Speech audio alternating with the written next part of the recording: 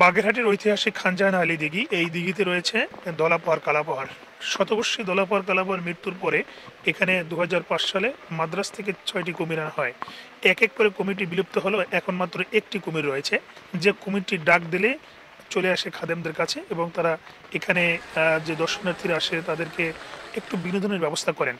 আমরা হঠাৎ করে আসলে দেখলাম যে কমিটি একবারে ঘাটিয়ে চলে আসছে এবং এই কমিটি বিভিন্ন সময় কিন্তু বর্ষার মৌসুমে বিভিন্ন এই আশেপাশে বাড়িতে উঠে যায় এবং তারা কিন্তু আবার তাদেরকে ফিরিয়ে আনে। আর এখানে আসলে দুই একজন যারা এখানে দেখভাল করে তাদের মধ্যে আমরা আসলে কথা বলবো, জানাবো আসলে কুমিরের জীবনাচরণ সম্পর্কে তাদের কাছ থেকে আসলে আমরা জেনে নেব আসলে কিভাবে তারা এখানে এই কুমিরের খাওয়া দাওয়া থেকে শুরু করে সব ধরনের তারা কিভাবে বিনোদনের ব্যবস্থা করেন আমরা যদি একটু জানতে চাই। শুধু বেঁচে আছে কালাপাহাড় 2023 সালে মারা গিয়েছে। ধলাপাহাড়কে প্রতিদিন ওকে খেতে দিই এবং আমার সাথে খুব ঘনিষ্ঠ বন্ধুত্বপূর্ণ সম্পর্ক, যেটা আপনারা ইতিমধ্যে দেখেছেন। এবং আমার এটা হচ্ছে ওকে ভালোবাসা, ওর প্রতি ভালোবাসা। এই যে আমি মাংস কিনে নিয়ে আসি প্রতিদিন, ওর জন্য একটা মুরগি বাজেট থাকে, একটা মুরগি এনে ওকে 2-3 কেজি মুরগি এনে ওকে খাওয়াই। এটা হচ্ছে আমার ওর প্রতি ভালোবাসা, আর কিছু না। এই আমার বাড়িতেই থাকে, ধলাপাড় থাকে, মাঝে মধ্যে দিঘির ঘাটে চলে যাই, ওখানে গিয়ে আমি খাওয়াই। দর্শনার্থীরা খুবই এক্সাইটেড থাকে কুমির দেখার জন্য এবং তারা যখন আমাদের বাড়িতে কুমির দেখতে আসে তাদের সাথে খুবই ভালোভাবে ট্রিট করা হয়, কারণ এখানে কোনো প্রকার টিকিট বা কোনো কিছু নাই, কারণ মাজার হচ্ছে উন্মুক্ত।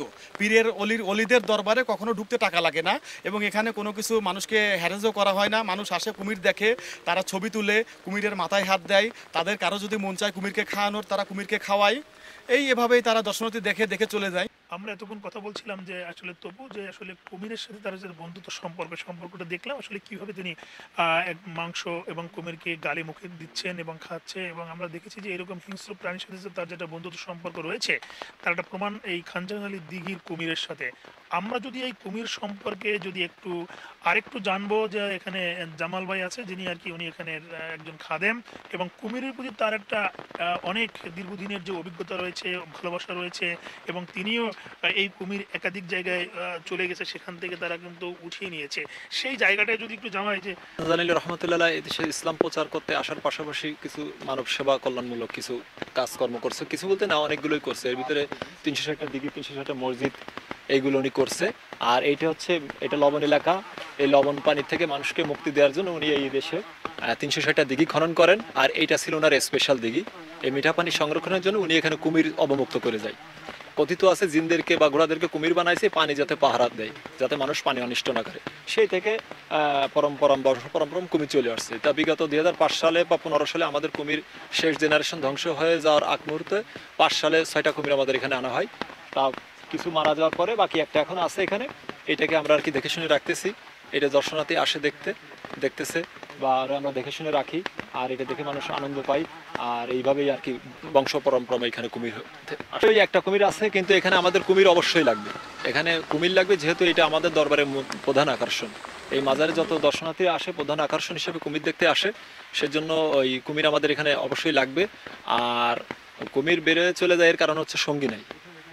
সঙ্গীর হারাবার কারণে ও সঙ্গী খোঁজ করতে যখন ওদের মিটিং টাইম আসে ও পালা চলে যায়, বিভিন্ন জায়গায় যাওয়ার চেষ্টা করে। তো আমরা ধরে নিয়ে আসি, আমি আমার ভাই নিয়ে, আমরা যে তপু আর আমি জামাল ফকির, আমরা দুজন যে কুমির ধরে নিয়ে আসি।